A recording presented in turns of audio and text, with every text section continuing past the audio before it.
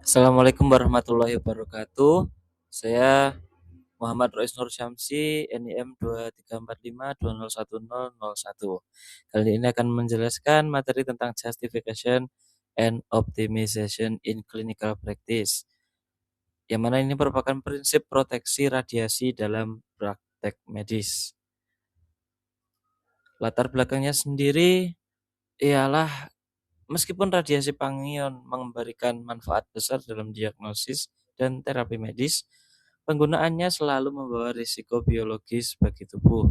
Oleh karena itu, penerapan proteksi radiasi secara sistematis sangat krusial untuk memastikan keselamatan pasien tetap terjaga di tengah prosedur klinis.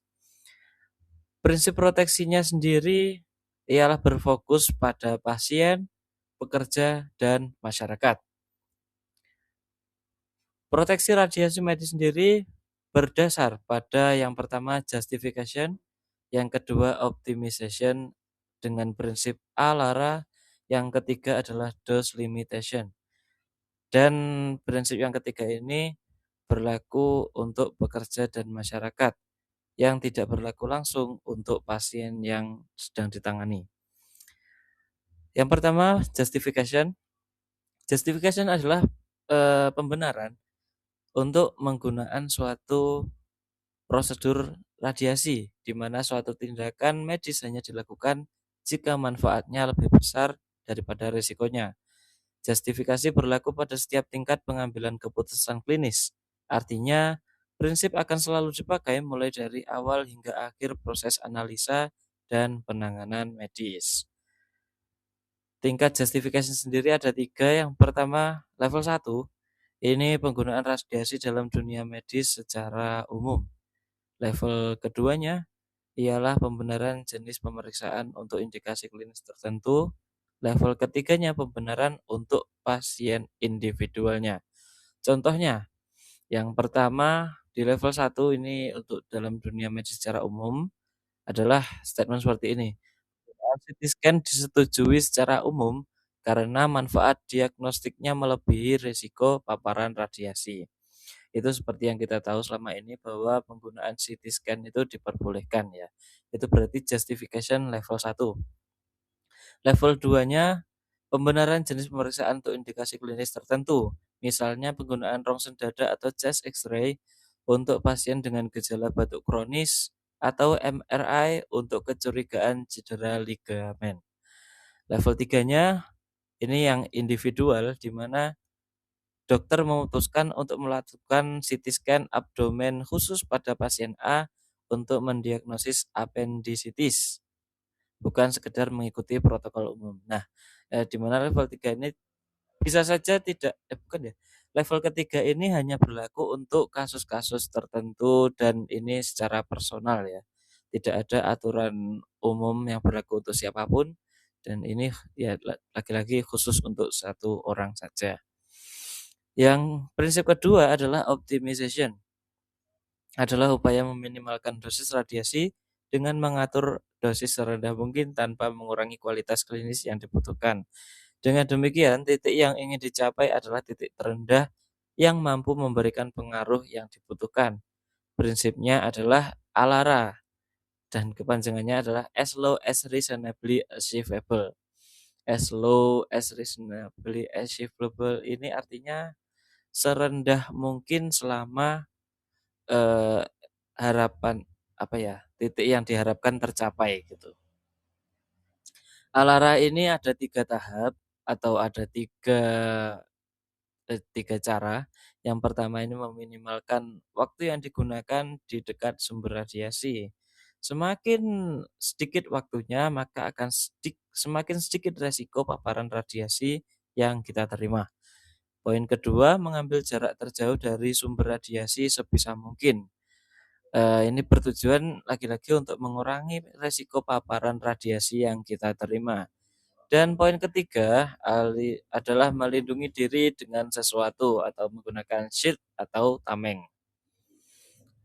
Optimization dalam diagnostik ini dilakukan dengan penyesuaian parameter diagnosa meliputi KVP atau kilovoltage peak dan MES alias milliampere second. yang mana keduanya mempengaruhi banyaknya radiasi yang dikeluarkan dalam waktu yang kita tentukan pula. Poin kedua ada pitch and slice thickness yang mengatur ketebalan sehingga eh, paparan radiasi yang kita terima bisa kita atur untuk serendah mungkin untuk mengurangi resikonya. Selanjutnya didukung dengan penggunaan protokol khusus pasien dan pemanfaatan teknologi dose reduction. Diagnostic Reference Level atau DRL adalah nilai panduan dosis yang digunakan dalam prosedur diagnostik, berguna untuk optimization bukan sebagai batas dosis sehingga membantu mengidentifikasi praktek dengan dosis yang terlalu tinggi. DRL ini ya seperti yang saya sebutkan tadi, ini bukan sebagai batas dosis, namun hanya sebagai prosedur panduan yang membantu kita untuk menentukan dosis yang paling optimal dan bisa diidentifikasi nantinya mana dosis yang kelihatannya terlalu tinggi seperti itu. Peran tenaga kesehatan dalam penentuan apa ya namanya? Penentuan dosis ini sendiri yang pertama dokter itu memastikan indikasi klinis tepat. Yang kedua radiografer ini mengatur parameter eksposi optimal dan yang ketiga ada fisikawan medis yang melakukan evaluasi dosis dan kualitas citra. Nah, juga berlaku secara alur pelaksanaan prosedur optimization dengan dimulai dari indikasi. Indikasi yang tepat ini dilakukan oleh dokter sehingga paparan radiasi yang dilakukan tidak berlebihan. Yang kedua, pengaturan parameter yang optimal ini juga menentukan paparan radiasi agar tidak berlebihan. Dan yang terakhir adalah evaluasi dosis dan kualitas citra yang dilakukan oleh fisikawan medis agar hasil yang diharapkan tetap tercapai seoptimal mungkin. Nah, selanjutnya ada tantangan implementasi yang mana ini menjadi penghambat tentu saja. Yang pertama adalah tekanan klinis dan beban layanan yang tinggi. Ini biasanya terjadi di fasilitas medis yang layanannya banyak atau fasilitasnya yang kurang sehingga tekanan klinisnya tinggi tadi dan beban layanannya tinggi. Yang kedua adalah kurangnya pemahaman risiko radiasi ketika ada variasi protokol antar fasilitas. Nah, ini yang mungkin bisa kita temui terutama di negara kita di mana terkadang protokol itu menjadi penghambat suatu praktek eh, yang harusnya dilakukan demikian agar lancar, tapi harus diadaptasi demikian dan mengurangi beberapa poin-poinnya sehingga harus menyusun ulang atau menata ulang prosesnya. Yang keempat adalah ketergantungan pada teknologi tanpa evaluasi kritis. Ini juga penting sebenarnya karena tanpa evaluasi yang kritis itu terkadang kita melalaikan beberapa aspek-aspek yang sebenarnya penting dan pada kondisi tertentu saat teknologi yang biasanya kita gunakan itu sedang mengalami gangguan, hasilnya ternyata berbeda karena kita kurang memahami di titik evaluasi kritisnya itu tadi. Dari dua poin di atas, di mana justification dan optimization, perbedaannya ada di sini. Justification itu untuk menjawab perlu atau tidaknya suatu prosedur. Sedangkan optimization itu untuk menjawab bagaimana melakukannya dengan aman. Gitu. Misalkan ada suatu prosedur. Ini yang pertama justification dulu. Dianalisis antara manfaat dengan resikonya itu lebih besar yang mana.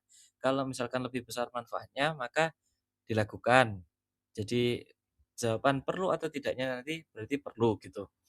Dan selanjutnya yang dilakukan saat prosedur penanganan medis adalah optimization, di mana ini menentukan bagaimana kita menjalankan prosedur tadi itu dengan aman gitu. Keduanya tentu tidak dapat dipisahkan dalam praktek klinis.